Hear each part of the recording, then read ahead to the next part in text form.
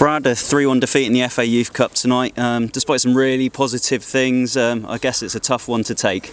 Yeah, it is a tough one. The boys are gutted, but we said to the group at the end that what a great performance. First and foremost, I thought we were outstanding in large parts of the game, and yeah, very unlucky to be on the wrong end of a result this evening. But that will lead them in good stead in terms of their individual development and collectively moving forward. So I thought they were absolutely brilliant. They gave it everything to the end, so a real credit to them. Go back to the first half. I mean, the boys played some lovely stuff. Yeah. I mean, I guess you were left thinking, how the hell, 1-0 down at half time. Yeah, it was. That's why we all love football, isn't it? Because of the unpredictable, and that's what came across this evening. We were executing our game plan really well. We picked up the spaces that we thought were going to be available for us, and individually the boys carried out their roles really well, and we got into some excellent positions in the final third, and the stats back that up, that we got given at half time, that we were entering the final third more often than not. So we're disappointed with our sort of final product and our clinicalness really in the final third, and that's probably what Oxford showed a little bit better this evening, was being clinical in the final third and taking the opportunities, because we certainly created lots of them, but unfortunately we just weren't able to quite execute them this evening in the box. Yeah, I mean, inside those first 45 minutes, you had that Ed James chance, Mitch Beardmore had one, Sonny Cox had a few, didn't he? There was threats all over the pitch. I mean, you must be sort of really pleased in terms of how threatening you looked in several scenarios. Yeah, we asked the group today and yesterday and collectively to go and attack with bravery, and they did that this evening. Be creative, express yourself. We're not going to tell them off if they make mistakes. If they're not making mistakes, then they're probably not trying as hard. So it's important that they get into those final third opportunities with good quality, building up to it, by the way. It wasn't just by fluke that we got the ball into those moments. We really worked on that, and we played through with real quality, and yeah, really pleasing that we're in those areas of the pitch for sure. But yeah, 9 times out of 10 you score 2 or 3 in those games. After the break though, there was that early Oxford goal, wasn't there? Did that make things a little bit more difficult for you yourself tactically, as well as the players that were out there on the pitch at the time?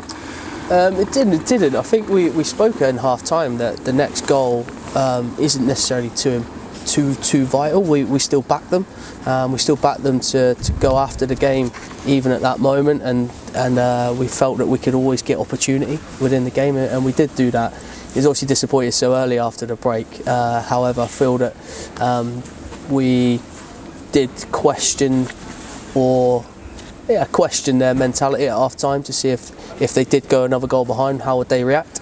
These games are so important to see how players deal with setbacks, both in the game and also the lads that are not involved or not starting the game, that come on to impact it. So we're always assessing them with all parts of their game, and particularly their mentality with that.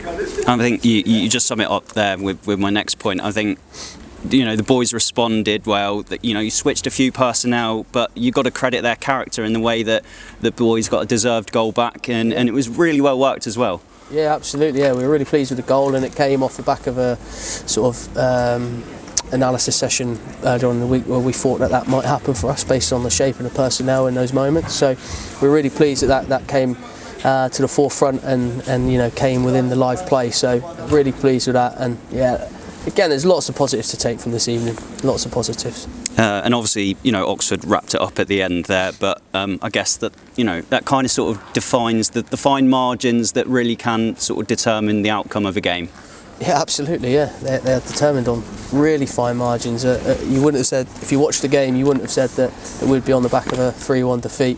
And all credit to Oxford, they're a fantastic academy. Got some really good players, some really good staff, and I wish them all the best in the next round. But yeah, I think we were hard done by this evening for sure. But really pleased with the performance, regardless of the result. And as you said, the end of the competition for you, the end of the cup run, and I guess now all attention is now onto the league and trying to achieve that top half finish in the league. Yeah, absolutely. Yeah, we'll attack every week as it comes, and ensure that the boys are training to get to their goal really. We'll do it collectively in the league, of course, as a team, but we want to ensure that the boys are aiming their objectives to get to where they need to get to in terms of earning professional contracts and so on. Okay, well, hard luck tonight, Brad, but thanks for Appreciate it, your thank you. words. Cheers.